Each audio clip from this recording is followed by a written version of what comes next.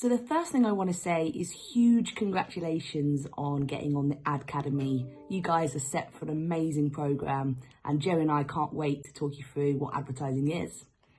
I'm Kate Wall, I'm Head of Advertising at KFC UK, and I've been with KFC about 2 years now and look after everything advertising from in restaurants, so all of our menu boards and kiosks, as well as everything outside of the restaurant, so TV ads, out of home, social, PR, everything you see every day comes from my team, and I've got 15 people in my team.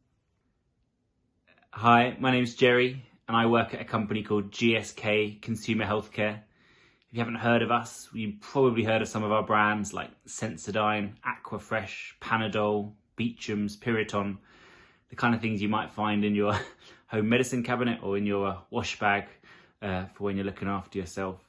I work in our media team. That's the team that decides how we should spend our advertising budgets. And I run a team of nearly 10 people across the Europe, Middle East and Africa region, trying to work out how we spend several £100 million worth of advertising spend. I've actually always been client side throughout my career.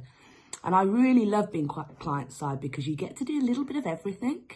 You get real control over the creative process, so working with all of our amazing agencies every day and setting the brief and going through the journey of creating that work from brief to you seeing it on the TV screens. You also get to be at the heart of the business and able to set the strategic direction. So, for example, what does KFC want to do over the next 5 years? And you really get to input into that. The other thing is you're a lot more commercial, so everything you do has to pull money back into the business to be able to reinvest. And I think if you've got a broad set of skills, client side is definitely a place that you can thrive in. But to understand kind of what I do in that sort of job, it's probably worth quickly whizzing through how I got there and some of the roles that are available and that can be opportunities on what we would call the client side or the brand side or the advertiser's side. And actually, I started working in very small companies, in a sleep research company, and then eventually in a charity where I did a really broad marketing role where one moment you could be, having a journalist talking to the press. The next minute you could be trying to recruit, disengaged young people to come and do one of our training courses. The next day you could be trying to arrange a fancy event for sort of some of our supporters. It was really quite varied. And I took the leap into slightly more corporate work when I joined Cadbury's. And I joined Cadbury's to be their kind of social media manager. And that's literally the community manager, the person on the other side of the screen when you're talking to a brand on Facebook, on Twitter, on Snapchat. I was the person coming up with content, putting posts up, working out what to do. And that role started to stretch into also more of the strategic side, like what should we do? What should be the roles of these channels? How can we better use them for marketing purposes? How do we use paid media and advertising, and how do we make our content much better? And in time actually became a regional lead in that company too. So Cadbury's became part of a big company called Mondelez that also makes a whole bunch of other brands in the snacking category.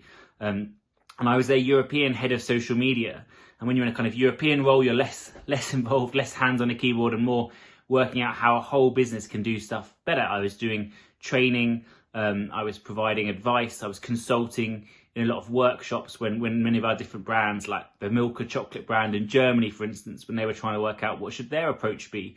I was often able to join those sessions and try and help them and try and help that business learn. I worked for a few years agency side then, so I kind of crossed this divide, which isn't always as big as we like to make up. And I worked in a global digital role where I sort of started to lead global media partnerships. So the relationships that brands and agencies have with Facebook and Google and Twitter. We spend a lot of money with those partners. And then as a result, those guys lean in and they allow us to do workshops together and get, trial of new products and get added value and do a lot of training as to how to better use those platforms. I worked for a while for a company called Diageo.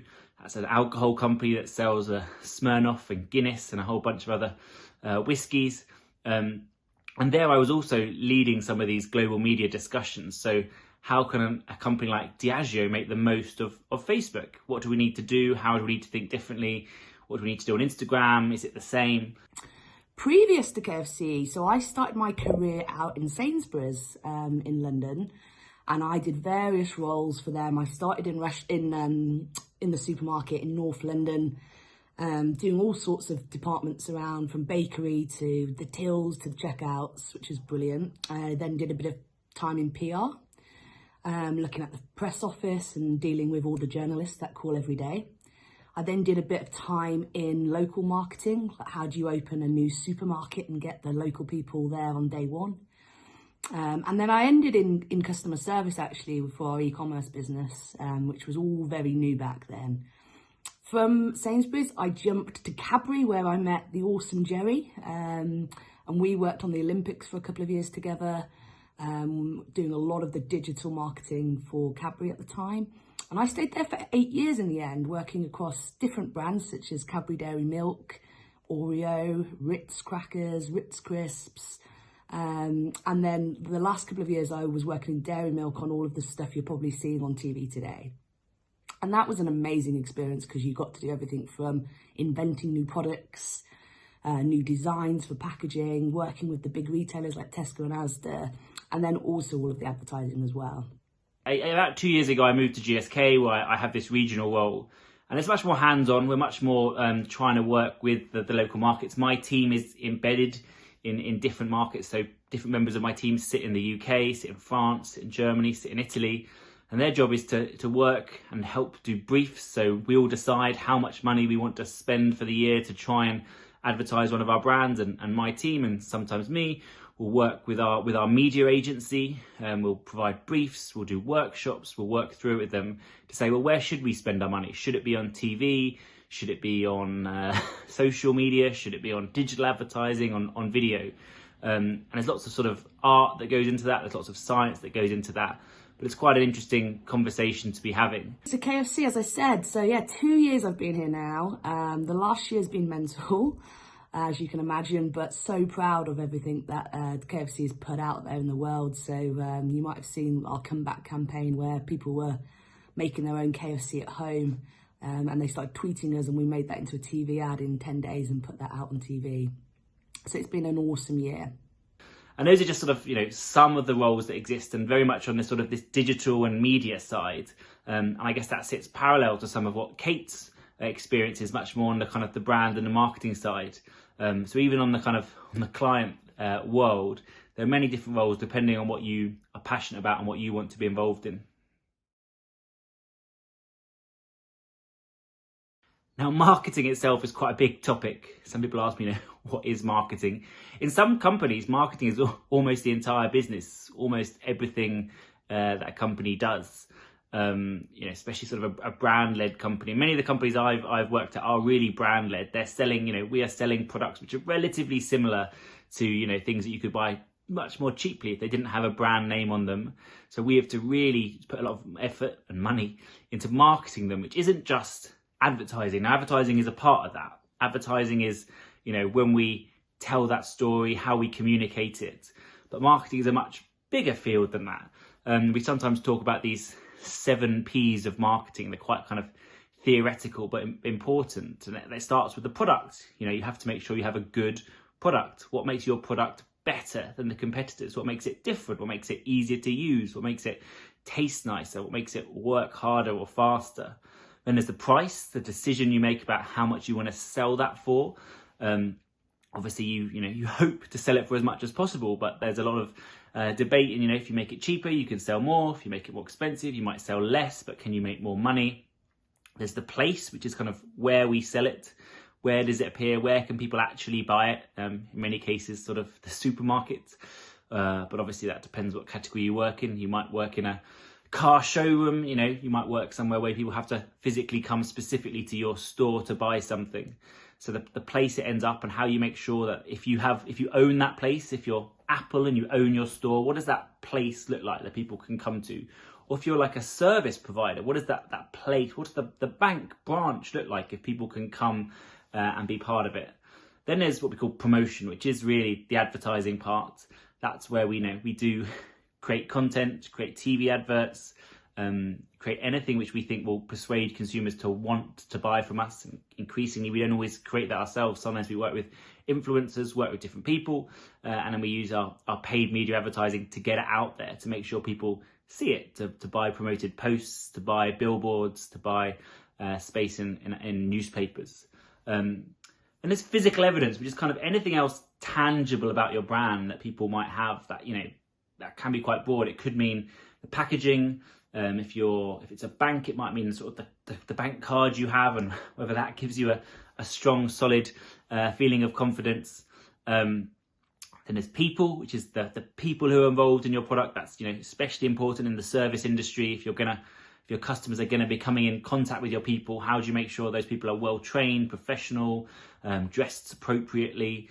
And then process. And process is something that consumers are possibly less aware of, but it's all the things going on in the background, the process that makes this stuff happen. And that's a sort of a full marketing mix. And if you work in a marketing team, and as Kate's talked a bit to, there are people thinking about all those different things. Where are those new products going to come from? How do we negotiate on price? How do we make sure we have the right sites, the right locations, the right places? But advertising is a really, really important part of that. And selfishly, I might say it's the most fun part. It's where we get to be very creative, where we get to think a lot about the consumer and how we want to talk to them, how we want to make sure we cut through. And without going into too much sort of marketing science, at the end of the day, our job as advertisers and marketers really does boil down to two things. We need to be mentally available and physically available. That means we need people to think about our brands, to recognize our brands, to know our brands exist. So let's say you want to buy a chocolate bar. When you walk into a newsagent to grab one, in your head there are probably naturally 3 or 4 brands that you're kind of most mentally available of and thinking about. Maybe it's like Snickers or Mars or Twirl or something. And whichever those ones are, what you first look for. Yes, you can be distracted. Yes, you might buy something else. Yes, if something new and exciting or in a good place. And then physical availability is actually there. Like if you really want a Snickers, but you go into the store and they don't sell them, well, then you can't buy it, and you'll fairly rapidly turn and buy something else. But that brand will have lost you. And yeah, advertising is a huge part in both those things, but especially making people think about us. Clever adverts, clever jingles, memorable, like what we'd call distinctive assets, things that like when you see them, like the colour purple for Cadbury's, or some of the kind of the crazy characters you get in advertising these days. You see that, you remember the brand, you think of the brand, it makes you want to buy from the brand. And advertisers, we are part of that process. And whether you're in a creative team coming up with those ideas, whether you're in a media team trying to get them out there, whether you're in a sort of a data or analytics tech team, doing a lot of the stuff in the background that really makes that work, advertising is a really exciting place to be. I'm now going to take you through an example of what that looks like in practice. So I'm going to use the recent product launch at KFC, and I hope you've all tried this. It's the KFC Christmas Gravy Burger. So I would actually advise after this module, you try and watch the documentary. It's on Channel 4. Jerry might be able to put the link up here. And it's inside KFC at Christmas, and you will see exactly what I'm talking about. And it explains it in 60 minutes, and it's quite entertaining. So the first thing we do when we're thinking about which product to launch is we look at the commercial plan and understand how many sales do we need to hit over those couple of months. So for Christmas, it's our busiest trading period. We do a hell of a lot of sales and sell loads and loads of chicken and chips. So the stakes were high. We then brief our food innovation team and say, guys, can you come up with 3 or 4 different ideas for a new Christmas product, which we can sell in all of our restaurants at Christmas to really drive in footfall and get people excited. So the first P is the product. Our team came back with a couple of ideas and we put them all into consumer testing to see which one was the most appealing. And the winner was the Christmas Gravy Burger. So we started developing that about 18 months ago. And it is a bun, gravy-naise, so a mix of gravy and mayonnaise, a chicken fillet, a piece of cheese, a hash with a well in, and then you can pour your gravy into the hole and put the bun on top. And it's doing really, really well. So that's the first P. The second P is promotion. So this is, how do we actually sell this product? How do we tell people about it? How do we get them really excited so that they want to drive to KFC and buy one of these burgers? And this is like a lot of where the advertising comes in. So first thing was like, how do we reach all of the UK really, really quickly in the space of about a week to make sure everyone in the UK knows about this burger? So we developed a brand new campaign for TV and out of home, social, digital, and across all of our own channels like ECRM and our organic Facebook and Instagram and Twitter. And the idea that our ad agency Mother came back with was let the gravy flow this Christmas.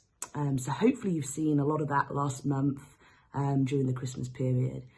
So that was the marketing mix we used. We also then looked at, do we need to discount this product and do more promotions to make sure that our visibility was as high as possible? The next P is price. So what price do we need to charge people to A, make a profit, and B, pay back all the advertising spend that we were spending on media? So we priced it just a little bit above what we usually would to pay back for all of the products and the labour and the advertising costs, but not so it's outrageous so that people didn't want to buy it. We also looked to do different promotions and pricing on our delivery channel, which you probably know is a little bit more expensive than if you go into a restaurant. The fourth P is place. So where are you going to sell this product? So for us, we have 1,000 restaurants across UK and Ireland. We decided we'd make this a national launch because we thought it is good enough and it's such a great product that everyone in the UK would want this. So we decided to put it in all of our restaurants. And also we chose one delivery aggregator, which was Deliveroo, to sell it on our behalf as well. Number 5, people. So when it comes to people for KFC, it was like, how do we train our 27,000 team members in restaurants so they know how to make this product taste delicious? So we did a lot of comms out to restaurant teams. We made videos which they all watch on the big screens in restaurant to get trained. We send out cards so near the burger station so they know how to build it. And we also get a lot of feedback in the first few days to make sure that everyone's building it as they should be. The next P is process. So how do we create a process that gets all of the different ingredients from all of our suppliers to the warehouse, out to restaurant on time? So there's a lot of process that goes behind every product that's launched to market. And it's really, really important that it works, because honestly, the amount of times I've been on a product launch where one little piece of packaging or something isn't in the process and it all falls down. So process is critical to make sure that a company the size of KFC really operates well. And then 7 is physical. So what is the physical experience and excitement we can bring to that burger in restaurants to make people really, really enjoy it? So for us, it was packaging. So we designed a whole new packaging set for our Christmas range, which was really festive and just made people enjoy it that little bit more. So those are the 7 Ps when it comes to the KFC gravy burger, but honestly, watch the documentary because it did a much better job than I've just been explaining it. So what is advertising's role and why is it so important? And for me, that's really simple. And Jerry mentioned this before. Advertising role is to create physical availability and come up with new products and making sure that they're in every single KFC around the country. But just as important is creating mental availability.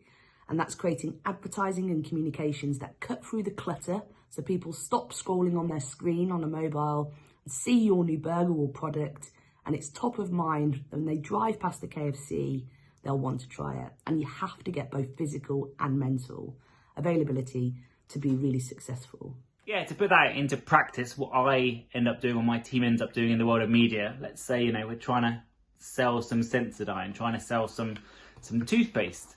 Now, Sensodyne is a toothpaste designed specifically for consumers with sensitive teeth. So if your teeth hurt a little bit when you're eating something very cold or something very hot, Sensodyne is probably a really good toothpaste for you. Here you go, we're in an advert now. And my job of my team is to try and get as many people as possible to buy Sensodyne.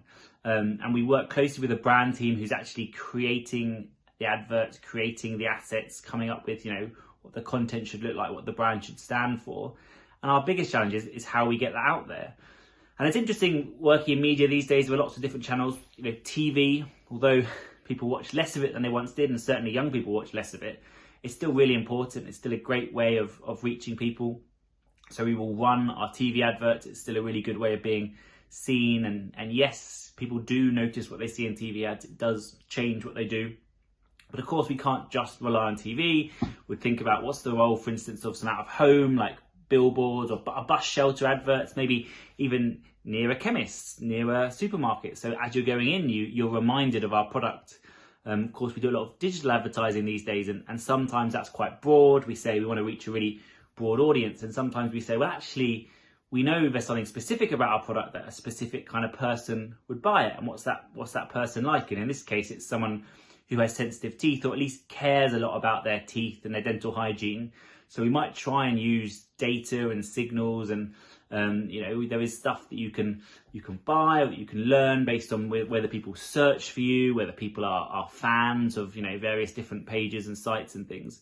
But yeah, the truth is people don't always give away whether they've got sensitive teeth with their browsing activity. And a lot of that you can't even see. A lot of it, there's obviously huge regulations and ways that data is played with. But we do look for clever ways of reaching those people when they least expect us. And sometimes that can be really interesting partnerships. Like for Sensodyne this year, we actually did a partnership with Gay Times. And we said to ourselves, look, we want to be relevant to lots of different audiences, people who probably aren't thinking about a product, who probably aren't, trying to pick us up in the store. Let's try and talk to those audiences in different ways. And by working with Gay Times, we created some special content with them, which was actually more deliberately featuring and championing and starring the LGBTQ plus community. It was more bright and vibrant than some of our normal content. And we used their reach, their scale, their channels to get it out and show it off to that audience. But we did also amplify it. We put it on Facebook and Instagram and showed it to wider people. And so we end up with a campaign to try and encourage you to buy toothpaste. That can be anything from a sort of, a dentist talking to you on the TV. It could be billboards trying to explain a new product, a new innovation, trying to say what's good about it, through to this richer content that's, explaining and trying to bring it to life for different audiences, even right down to different diverse audiences, which we think is really important to represent in our advertising, both to encourage and reach and talk to those people, and also so those people are positively seen in their advertising. And my team is a great job of trying to steer that and asking ourselves some really big questions like, well, how much should go in each of those channels? How can you be more effective? What's more effective? Would it be more effective to put my next £1,000 into TV or into this bucket over here? And we try and do a lot of research, a lot of studies into how our brand moves, how our sales move, to try and unpack that. But it's a great team to be part of. It's a great sector to be part of. We work really closely with a media agency, with lots of stakeholders across the business. And if you're interested in kind of that mixture of art and science coming together, creativity, but also a lot of numbers, a lot of data, a lot of KPIs, key performance indicators on what good looks like, the media is a really exciting part of the marketing industry and of the advertising industry to be in. To go a little bit deeper into the creative process for Gravy Burger, it always starts 6 months before you need to put it on air. So we as clients would write a brief, and that really goes into specifics around who's our target audience, when are we going to launch this and what do we want to do, what's the main objectives of the campaign, so to sell X many burgers over X many weeks, and you can be really specific in who you're trying to target. And then all the important things like how much money have you got to do this. So you need to make that brief as sharp as possible. And then you brief it out to your agencies. So in KFC's situation, we use Mother, creative agency, Mindshare, our media agency, Freud's PR agency, Iris, our digital and social agency and ECRM, and then we have a lot of in-house creatives as well. So that's the first step. Then once you've briefed that out to the agencies, they take a couple of weeks to work on it from a strategic point of view and a creative point of view. And then you have your first response. We do that with Mother and Mindshare, so creative and media agencies, and they present back the audience that we want to target, the media channels in which we can target them most efficiently. Then Mother will come back with probably 2 or 3 different creative ideas, different routes, and then we get to pick the one that is strongest. And then also like how they see this coming to life on different channels. And then from here, you really refine the idea over about 6 to 8 weeks. And once you've kind of got the idea that everyone loves and is really, really happy with, You then brief it out to the wider agency groups of Freud's and Iris and channel leads, who then take the idea and say, okay, how am I going to use this creative on Twitter, or how am I going to use this creative on an email? And it starts becoming bigger and bigger and bigger as you get closer to launch.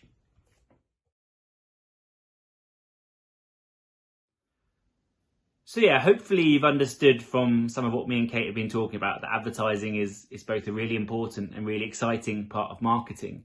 It's how brands grow, it's how brands reach new customers, it's how brands go from nothing to being household favourites through advertising and clever communications. It takes an awful lot of people working behind the scenes to make that happen, in creative agencies, in brand teams, in media teams, in analytics teams. There's a lot of different roles in our industry, and it can be quite bewildering. I think it's always important to try and feel yourself around. I worked in a few different places. I was more creative, hands-on with the keyboard. I did some wider things before I really got passionate and settled in on media and that part of advertising. I think it is a great industry to work with. I've got to work with some fantastic brands. I've got to do some bonkers things. When I worked at Cadbury's, we were sponsoring the Olympics. I'm a massive Olympics fan. I got to be a really big part of that moment for our country. We've done crazy PR stunts and events, worked on some really fun creative things. In my current role, I've had global and regional roles, so I've got to travel a lot. I've got to go to other countries, meet different people. Every day I work these days quite remotely with people in dozens of different countries, different cultures, different backgrounds. And I love that our job is about that. It's about understanding different people, understanding different perspectives, which is also why we want people with lots of different perspectives to work in our jobs, because sometimes we get caught up in our own bubbles. We know what our lives are like, but we don't know what anyone else's lives are like. And so advertising is a place where having a different perspective, having a different mindset really can be valued. And where, like, when we run workshops and sessions together, it's amazing to hear different perspectives and different thoughts. So I've genuinely loved working in industry. It can be hard work, it can be tough, not all days are fun. Lots of, as I say, things that can be difficult. You spend a lot of time persuading other people to do things which you think are really great ideas.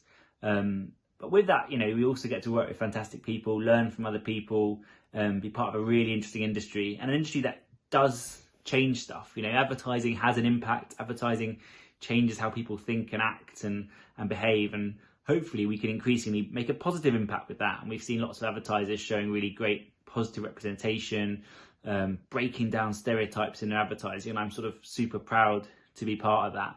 So if you're thinking, is this the right place for me? Is this something I could be passionate about? Then yes, advertising really is something for everyone. Whatever you're passionate about, there are probably brands and opportunities and things you could work with. And the scale of advertising is so big that it's perfect for something, whether you're like a really creative minded person, whether you're really an analytical minded person. And advertising, it's the heart of marketing. Marketing isn't just advertising. We should never say it is, but it's the heart of it and it's the soul of it. And that's why I love it. I love working in the advertising industry because every day is so different, especially on your client side, and you get to work on a broader marketing mix. So I could wake up one day and I'm going to be with all of my creative agencies looking at the next TV ad. The following day I might be in the innovation kitchen trying new products and concepts with the team around what we're going to launch over the next couple of years.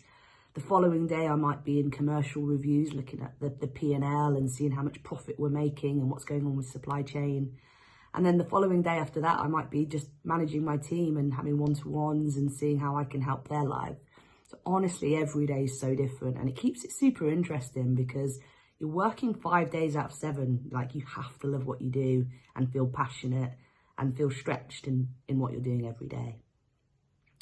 The second thing is it's pretty fun. Like, I get to talk about chicken and chips all day, every day, and literally talk about what burgers we're going to launch. And honestly, who doesn't like to do that? But the people you get to meet and work with in marketing and in the advertising industry are just super fun. Like, they're very positive. People just want to make great work that they're proud of.